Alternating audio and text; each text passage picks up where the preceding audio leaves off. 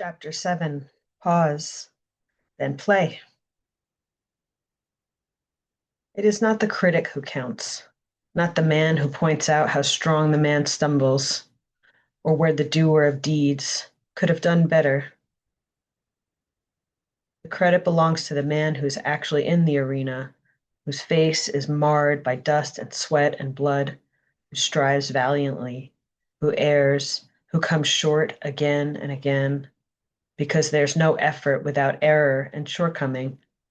But who does actually strive to do the deeds? Who knows great enthusiasms, the great devotions? Who spends himself in a worthy cause? Who, at the best, knows in the end the triumph of high achievement? And who, at the worst, if he fails, at least fails while daring greatly, so that his place shall never be with those cold and timid souls who neither know victory nor defeat. Theodore Roosevelt, April 23rd, 1910. Whether you think you can or you think you can't, you're right. Henry Ford. Bottoming out. When you've hit your all-time relationship low and you realize you're stuck in some kind of holding pattern, how does one conceive of wriggling out of it? I was wading in the quicksand of a frustrated experience. That was the end of the second decade of the That was what the end of the second decade of the millennium was like to me. The thought never occurred to me to ask for a rope to get me out of the sophisticated conundrum I was in. I repelled people. I also pushed people away. Nobody seemed to be around, and I was too prideful to admit I was suffering as I was. On my own private island, drowning in quicksand, as I always have been, only my symptoms were getting worse. My nutrition and chronic stress baffled me with my limited knowledge of it. My fatigue seemed only to be from working so hard physically. Motherhood and normal stresses life provides. Hair dye and some buzzers seemed to give me something to focus on to distract myself from the gravitational pull of my going under. Midlife militancy to Meek. 2018 beckoned the epic midlife crisis, marked by chopping my curls off, similar to Pink circa 1999. I rocked a butch cut. It would be my last ditch effort to emulate a strong and tough woman. In all of its various bold color jobs, that hair demonstrated my attempts at being authentic in my self-expression. While I look through with While I look tough with my RBF, resting bitch face, anyone who challenged the armor found a weak and yielding subservient blob of boundarylessness underneath. I was learning boundaries, and they were slippery to me during my midlife identity crisis. Conceptually, having boundaries was beyond useful, but I lacked the presence of mind to master them. I waffled between fierce bravado and whimpering savant. It was the messiest of learning curves, zigzagging between the two extremes on a very regular basis. I was externally transfixed until I trained myself to become internally focused. Once I no longer fixated on what other people thought, I got honest with everyone, especially myself. The sign. With my crazy hair, I ached to be more than who I was and wore a shabby coat of inadequacy. There were delusions in believing I could achieve success, but no forward motion other than what color to dye my hair next and running my small massage practice. I lacked commitment to teaching my classes because I had an existential dilemma with the idea of destiny, maybe even a codependent relationship with it. I endlessly ruminated about the universe really needing my work, simply focusing on sharing it without concern for the cosmic demand for it. I wanted banners of signs that told me the world called for my work. I didn't understand that the world is largely indifferent to our purpose and that fulfilling one's purpose is very much an inside job. It'd take me a few more years to realize that the universe did not dictate my value. Instead, I'd have to figure out that I determined my worth and what I shared with the world. There would be no sign from the universe. There would be only trusting my own drive to share what I knew worked for me and the feedback I got from those who benefited from what I shared. Sharing what I value is part of who I am, not something I sell. The pursuit of entrepreneurship also presented its philosophical conflicts.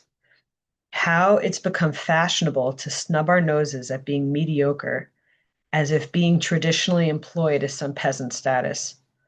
The entrepreneurial industry is a cash cow, and all our dreams and delusions of grandeur may stem from a deep sense that we are not enough as we are. I admire the people who allow themselves to be satisfied with their unpretentious life without needing constant growth and incessantly striving for more. A cog in the wheel of the world.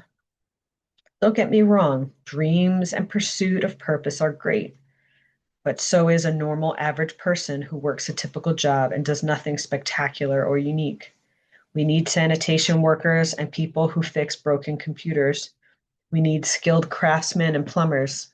Where would we be without receptionists, landscape workers, retail and wait staff, and local chefs? The glorification of status and recognition frustrates any well-meaning person who wants to serve while not getting caught in the trap of notoriety. I didn't want to pursue my purpose for fame, but I won't lie, part of me ached for validation. Putting my work down and picking it back up a few times revealed the exact reason why I needed to share what I've learned. My purpose is to express and share who and how I've become for myself and anyone else that may benefit from the knowledge for themselves. I don't want my work to be another trend on Instagram. I desire a pure kind of immortality. My legacy is to simply be human. Is My legacy is to simply be the human I was meant to be, while helping others sync with their intuition and learn to love themselves as they are. My mission is to give more comfort and compassion to people who live in hypercriticism of themselves. Leading people by my own example into their own self-acceptance is a plus. I am a success just as I am. There's the shift. That shift required a pause first. Flipping the script to remain inwardly focused required me to stop reading the outwardly oriented script I've been reading from.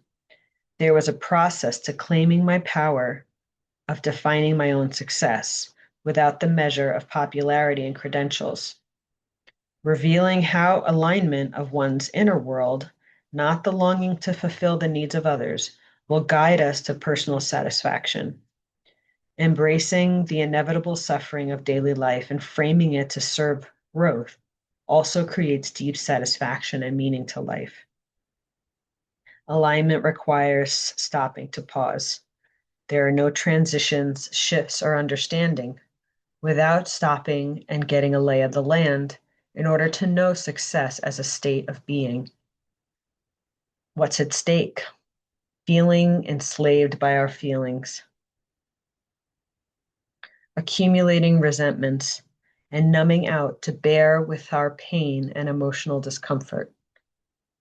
To be fully alive is to feel and witness all the nasties as neat little messengers instead of fleeing in denial and fear when they invariably show up. Leaning into our emotions is the way to freedom, not letting them control us, but by having an awareness of them and using them as tools to make necessary adjustments to feel harmony in our day-to-day lives. We are all born into a boundaryless culture, unless you weren't, which is an exception to the rule, ruled by others' opinions and perceptions of us. Giving ourselves the right to have emotional boundaries and assert our feelings and opinions might be the biggest differentiation between a lack mindset and an abundant one. The power lies in our awareness of and respect for our emotional states, which we can only do with mindful observation. Being revved up only spins the wheels. Wisdom comes from the practice of understanding that your pain and identifying your innate preferences. Escaping pain keeps us anchored in senselessness, literally numbing out psychologically. Pain is an inescapable aspect of the human condition. Utilizing pain is at the core of freedom. No pain, no life. I'm sorry if it was sold to you in some other way. Pain is not sad or tragic. It is a gift of contrast and utility. How we decide to contribute to society in a world of distractions and endless options, we need only look into our own pain to give us the answers. To yoke. Applying our individual pain to actually serve our practical lives is humbling and paradoxically empowering. The honesty of acknowledgement turns pain into fuel. Every weapon is a tool if you understand how to use it correctly. Emotions are no different. People impulsively assume discomfort and pain are bad, while comfort and pleasure are good.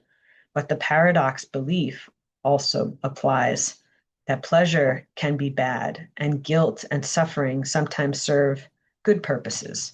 So there are no absolutes when it comes to our perception of good, bad, and pleasure and pain. What our ego thinks is good for us is often not beneficial in the long run, while what feels uncomfortable generally pays off in the long run. The irony of life is pretty amazing when we zoom out beyond the smallness of our ego. The wisdom of yoga is so popular because it harmonizes these polarities within the body and mind.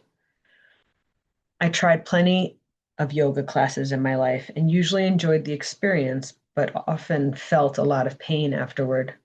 Some positions made my back worse, and it seemed every other class had some hidden position I'd regret doing the next few days after. Like any given service, yoga and all the exercise instructors come with their own biases and subjective orientations. As diverse as the people in their classes, everybody is different and has different variations and limitations of movement. In yoga's essence, its purpose is to connect. The literal meaning of the word yoga means to join, and the intent is to enlighten people by practicing physical postures while focused on breath work to lead the way. Since I could walk, I've been a dancer. I've taken many dance classes, and stretching was always part of the lesson, so yoga came naturally to me. Although I hated the random severe pain I'd suffer from taking yoga classes sporadically throughout my adult life, I always felt something misaligned with fully taking yoga into my life. Something about it wasn't working for me. When I thought to create a low impact exercise class with a lot of gentle stretching in it, minus the mystery of yogic exoticism, I had a strong premonition that I'd not be the only one who gravitated toward another way to move energy and feel completely relaxed at the closing of the session.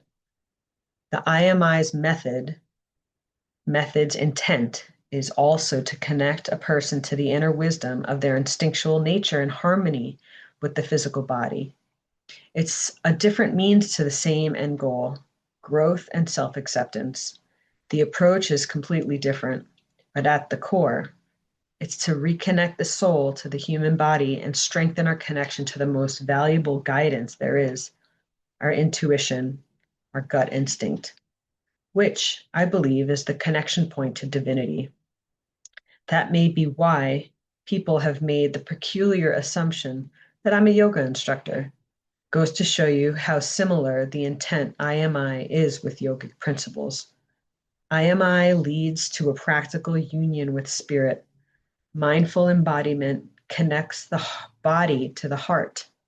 When people randomly ask me if I'm a yoga instructor as I'm strolling down a supermarket aisle or in the middle of pumping my gasoline, I wonder, do I look like a yoga instructor or do I feel like one? I am sure it's the latter of the two. Maybe it's the stretchy pants or the knowing grin usually defaulted on my face. For sure, they're sensing my energy. Most don't realize it's their senses and their intuitive powers at play. The rare few who are well conducted to their gut instincts usually just give me a mindful smile right back, which is always a moment I relish. Like yoga teachers, I demonstrate how people can connect to their bodies through movement. The method is fun, profound, simple, personal, and also social. What I love about it most is that it helps to enhance awareness of one's physical, mental, and emotional boundaries and strengthens all of them. Yoga can also do such things. My method is deliberate and mindful like yoga, but it's not from ancient India. It came from my heart, experience, and appreciation of free flowing, playful movement. There are no exotic names and poses, and it simply makes it approachable and welcoming to those who have tried everything else but failed time and time again. It's too simple to fail. I say this repeatedly in my classes. You can't do it wrong. Posture equals alignment. The body awareness education foundation of the IMI experience is posture recognition. In theory, slight tweaking of body part location in relation to gravity is similar to the alignment teachings of yoga. Less spiritually based and more secular, the concept of spinal alignment are from a chiropractic perspective, physiologically supporting the healthy functioning of the nervous system. It gently tones and frees up the neural pathways and muscular messaging to lessen energetic and neural impingements, muscular imbalances, and chronic pain. Broadening the space of brain messages and body impulses, the outcome is boosted confidence and enhanced physical, emotional, and mental awareness. This fun spirited, low impact exercise raises endorphins and serotonin and improves circulation with playful movement. It provides a nice wave of feel good hormones that charge up self esteem and positive regard, as well as trust building socialization.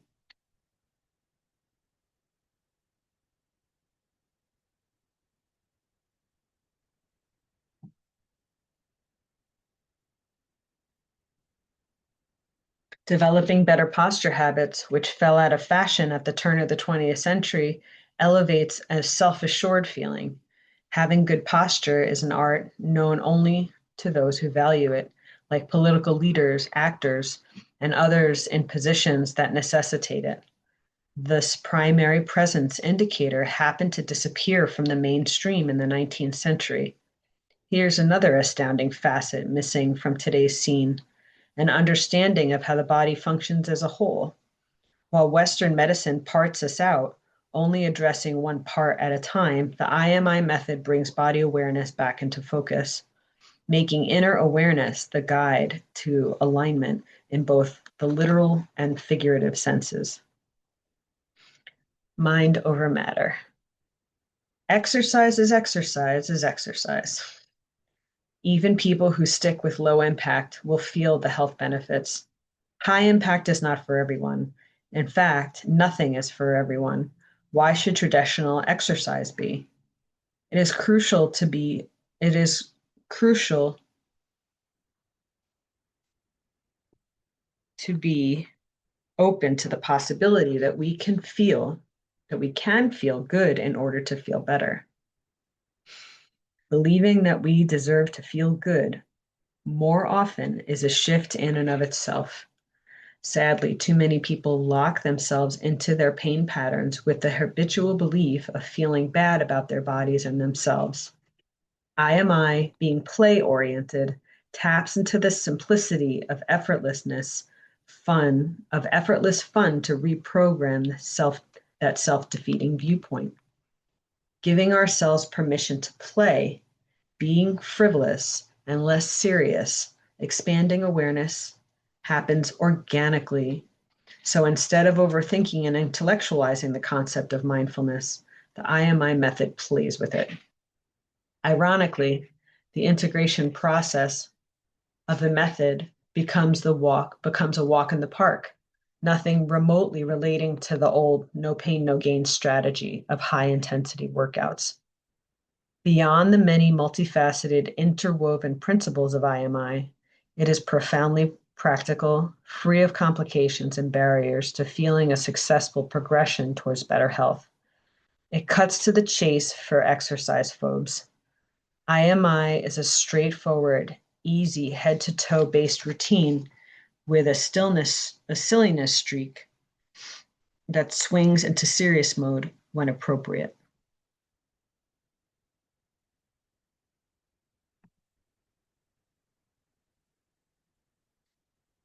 Stepping into the IMI experience requires a special kind of childlike, fun loving bravery to boldly embrace the unfamiliar. It's a safe space among a group of non shaming people, quite refreshing for many, like myself. Pieces of the wellness puzzle. Creating the class was only a step along the path and a piece of the puzzle to finding wholeness within myself. As comprehensive as the IMI classes were, there was a piece missing. Without addressing nutrition and fostering an expansive belief system, low impact exercise was futile if they ate crappy food products and spoke toxic words to themselves. Don't get me wrong, mindful exercise is very beneficial, but if the nutrition and self talk are poison, health will not improve. Safe to say, folks who hate exercise are not in the best of health and often live with illness and some kind of chronic mental anguish and physical or emotional pain. Personally, I never enjoyed healthy stability in my nutrition, and my suffering from chronic arthritic flare-ups in my neck didn't seem related to anything other than my old injury. The stress of life was severely discounted as a contributing factor, carrying the emotional drain of feeling emotionally unsupported took its toll on my vitality heading into my 40s. Chronic pain and discomfort of any kind are enormously stressful, and the energy of stress siphons our life force. For so many like myself, we get used to the unending pain and it feels normal to us. Not conceiving that pain relief can happen, our bodies even resist the transformation towards wellness because it threatens our sense of stability. Our ego aspect can't think outside its own limitations. That's why the only way out is to go over its head by getting out of ours. Intuition is our instinctive nature to get out of our minds, pun intended. The path to that gut instinct is always there, however buried in busyness and other priorities. Are we able to listen to it, or are we too busy putting our focus elsewhere? Getting out of our heads and into our bodies slows down our pace so we can hear the soft, quiet voice of the gut. But the insatiable, demanding ego is loud. It yells while the intuition whispers. In my experience, addictive processes and substances turn up the volume of the ego. Removing them creates enough quiet to hear our higher conscious thoughts and response in kind. Removal of said addictions is, of course, easier said than done. At its root, requires a mindset shift, a commitment to do something different. Trust the gut that leaks. Armed with a new tool of practicing body awareness more consistently, the space between my pain and my digestive issues shrank. Honing into the signs and symptoms of my indigestion seemed more pronounced. The food sensitivity tests confirmed I had inflammatory reactions to a ton of foods I ate regularly. The war in my gut microbiome reflected the battle for my overall health. Having more hope, armed with more evidence, it was all starting to add up. My emotional health was suffering from my biological health, directly caused by my nutritional choices. Go figure. Begs the question, why did this take so long to piece together? Layers upon layers of nutritional misinformation and outdated beliefs had something to do with my ongoing confusion. Add to that the distractions of my so-called needs and day-to-day desires, like what to buy on Amazon or whether or not to like or love a post on Facebook. Navigating a reality so riddled with competing attractions makes for confusing and misdirected priorities. So many diversions, such little time. My ADHD, well scattered focus was fueled by poor nutrition. Funny how that is. My own patterns with making unhealthy food choices had to be changed, and I saw how they had a lot to do with self neglect, poor internal boundaries, and the absence of a planned strategy of common sense ancestral nutrition. I marginalized what I needed, sacrificing my needs for health in the name of temptation, especially when I was around others, continually bypassing what was best for me. An expert in self betrayal, proving to myself over and over my word had zero credibility, broken promises, keeping my addiction active, my addiction to disappointing myself. Right? Finding the right support was a whole new adventure to take a bit longer to locate. Tired but hopeful answers were coming step by step. The steps. Support I found. Joining a 12-step program for a sugar addiction helped me feel the support I never had. It was the start of a new life once I let others into my life and get the help I was unaware I needed until my mid 40s. Letting go of the sugar and processed carbohydrate snack foods marked the fundamental freedom to walk my talk about health and wellness. It was the holy grail, and I finally found it. Off to work the 12 steps I went. Progress, not perfection, they say. It's not like flipping a switch and it's all up and running smoothly. Nope. Recovery is a long and winding path. The only way there is one step at a time, one day at a time. There was a lot of apprehension, confusion, and bargaining with my food addiction. Little did I know the food was creating brain fog and making my stress hormone imbalances worse. When my blood work revealed that I had adrenal fatigue and a hypoactive thyroid, I got serious about my dedication to my wellness, committing to a daily stress reduction, quality nutrition, regular low impact exercise, and good rest.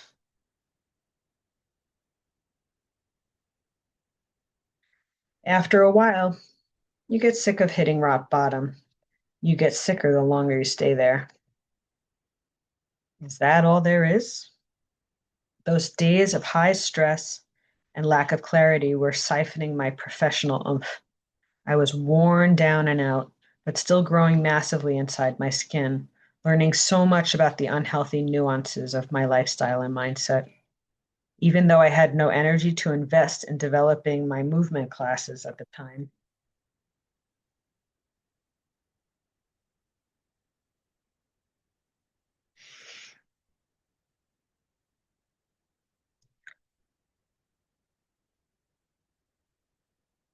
even though I had no energy to invest in developing my movement classes at the time, focusing on my personal growth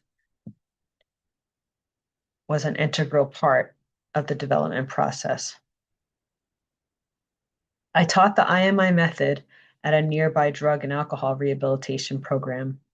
The power of the class was incredible, and my heart healed every time I worked with the women's group. Teaching my method in that forum revealed how important this work was to me. Through that first time working with specialized groups, I learned to get comfortable with my leadership and not be so intimidated by it. My relationship with marketing was avoidant. I just averted it altogether due to the revolting concept of having to hustle and sell my method. The thought of marketing turned me off. A future full of click funnels and cheesy ads felt as inauthentic as a sleazy car salesman on a used car lot. In reality, all I needed to do was to share my message, nothing flashy or inflated. My own alignment beckoned. I wasn't ready to put myself out there in the marketing world. Trusting that, I followed the instinct to do the inner work, knowing that someday I'd be ready to advocate my work to exactly the right people who would benefit from it. Selling my method to a broad audience would never be my thing. I was the exemplary poster child for those who hate to exercise. All the blocks that came up, postponed forward motion, sharing it. All the blocks that came up, postponed forward motion.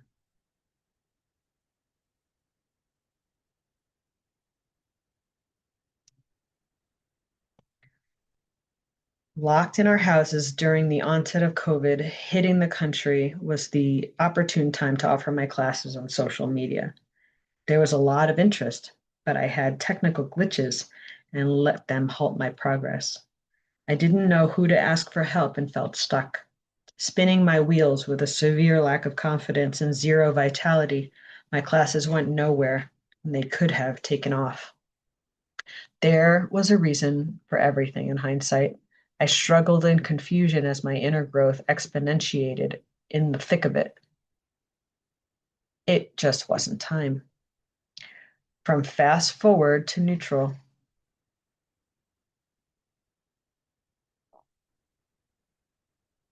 Switching gears during COVID, I went from auto drive to neutral in one single solitary day of March 17th, 2020. I was beyond fried from my full massage practice and was ready for a break. After a few months of being homebound, I knew it was time to move forward and leave massage behind, focusing entirely on presenting posture alignment, nutrition, and general wellness strategies in a workshop format for the corporate arena. I'd advocate bipartisan nutrition, focusing on an anti inflammatory way of eating. The hot topic, pun intended, of inflammation and its relationship to stress needed more attention than I was giving it. And at that time, I began to figure out how inflammation was overwhelming my stressed out body and the root cause of my hormone imbalance and energetic stagnancy. Pre COVID, I spoke at libraries and small businesses about the health connection between physical alignment, vitality, and self esteem. I attempted to move forward with debilitating exhaustion, feeling like I had weights around my ankles for most of my waking hours.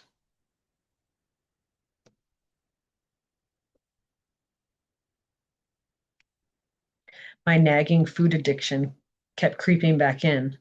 I tried so hard to cut out the bad stuff, but kept on caving when I came up with some compelling excuse like a family celebration, a romantic date with my fiance, or anything remarkably delicious looking out and about.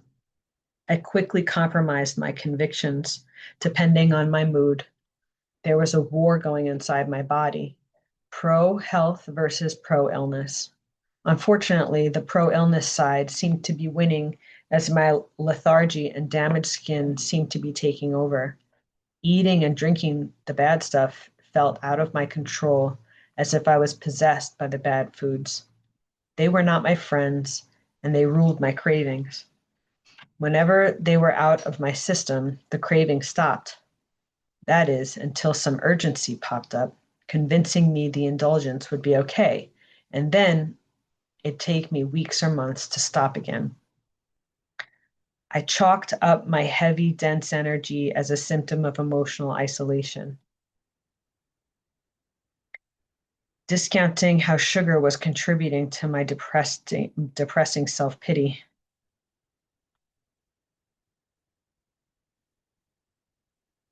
I surrendered and stopped fighting it. My give a damn just broke. I allowed the total, utter exhaustion and decided to go with it. I peeled off the judgment that went along with the fatigue and let it be. I submitted to my own state of dire weakness, wondering how forward momentum would miraculously begin again someday. For the first time in my life, I called myself out on my own denial.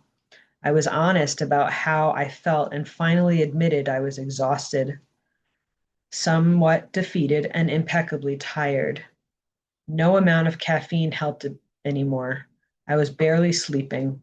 That strong woman I used to think I was left. Once I got past the feeling of failure and shame of being tired and weak, I dug into the wisdom and power of divine feminine yin energy. The power of pause took over my life. Stillness and inaction were called into my totally burnt out life. Surrender was the only option I had. There was nothing else to do. Masculine yang energy is all about the light and hard action. I had a good long run with it. Something unknown called to me to move less and fall into the soft darkness and delicate place of yin. I was cocooning, disintegrating the old and metamorphosing. It wasn't long before I reintegrated as a whole new being, all by reorganizing my conscious awareness. My first client was me. It was poetic that food would highlight my boundary issues, bringing them into alignment. Nurturance through food for me was wrought with mistreatment and neglect in my rearing.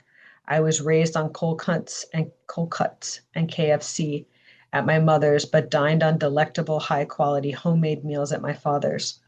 As I stuffed my face at my father's, I didn't know I was soothing myself using his wife's delicious dishes as my escape of denial and the emotional pain and abandonment I felt. Her tasty food made it ever so convenient to stuff my feelings of rejection and panic. At their home, I always overate to the point of excruciating discomfort.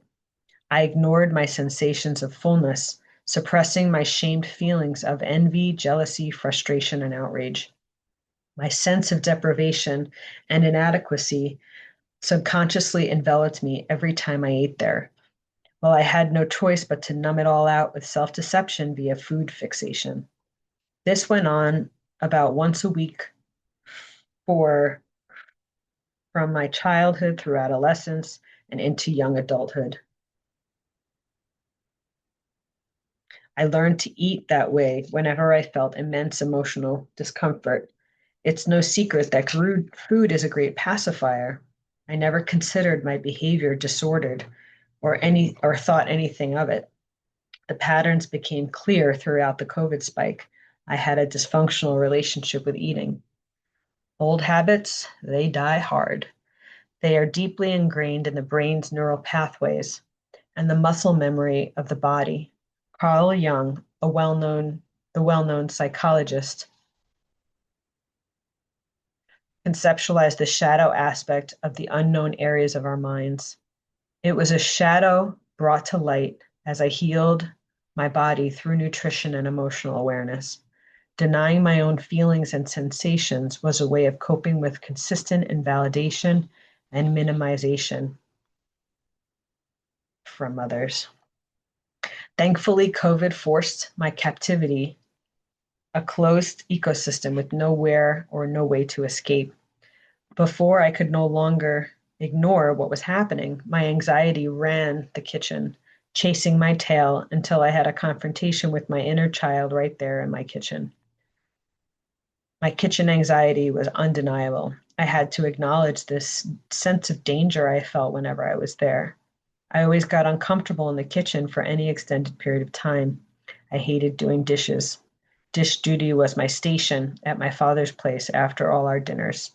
Now, instead of complying with the impulse to escape by making a fast meal or grabbing a quick snack and leaving ASAP, I got the impulse to be with my feelings and observe them instead of suppressing and condemning.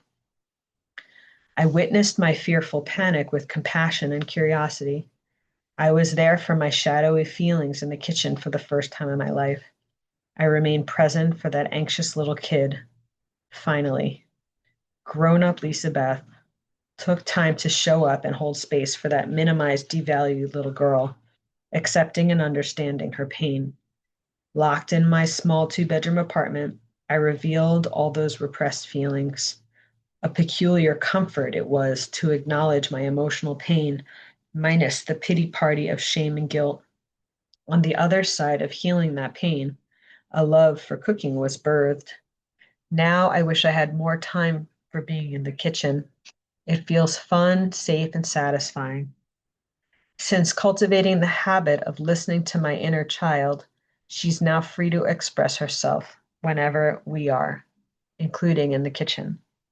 Instead of denying her, I acknowledge her and intuitively know how to care for her instead of silencing her with distracting substances and processes. This was the dawn of a new beginning. Dismissing my feelings was a re-traumatization pattern. Denying my feelings was the cause for all my addictions and distractions. The suppression of emotional pain was internalized. What was initially received from the outside became lodged in the psyche and caused distress in my body, which led to the chronic discomfort and hormone imbalances. Locked away from the world of contagion, COVID was an opportunity to pause and deeply heal from my core trauma wounds. I learned to stop running away from my shadow in my small apartment. The pandemic brought an awakening to so many others. Awakenings don't often happen by pleasure, they enlighten us with pain. On a conscious level, they surely are anything but voluntary. Stillness in action, truth-telling practice. Write down what dominant emotions you feel most often throughout your typical days. List your passions and preferences. Identify your priorities and values. Are there any persistent ruminations from your past? What emotion relates to it if you stayed with it instead of using distraction and judging it? Body reconnection practice. Place your hands on each opposite arm and rub and squeeze your arms. Then place your hand on the center of your chest and make very small circles, rotating your palms slightly. Show your body you are there for it and appreciate it just for being you. Remind yourself that you are loved exactly as you are, regardless of age, shape, size, and health condition. After each of these practices, be still for 3 minutes and notice what happens to your thoughts and practical and physical movements. What important matters and beliefs surface that demand your focus during those 3 minutes? Action and stillness. Reflect on what characteristics you strongly dislike in others that may be a projection of what you suppress within your own personality. Being irritated by others is a great sign of projection in many cases. What we can't stand in others is usually a reflection of what we are in denial of about ourselves. Go out for a walk or to the store with this on your mind and notice what kind of interactions you have and which emotions surface. Simply observe these dynamics at play. Action initiative. Set reminders on your phone to continue doing any or all of these exercises for 7 days, no matter what. Reflect on it at the end of the week and see what surfaced to be witnessed, restored, and healed.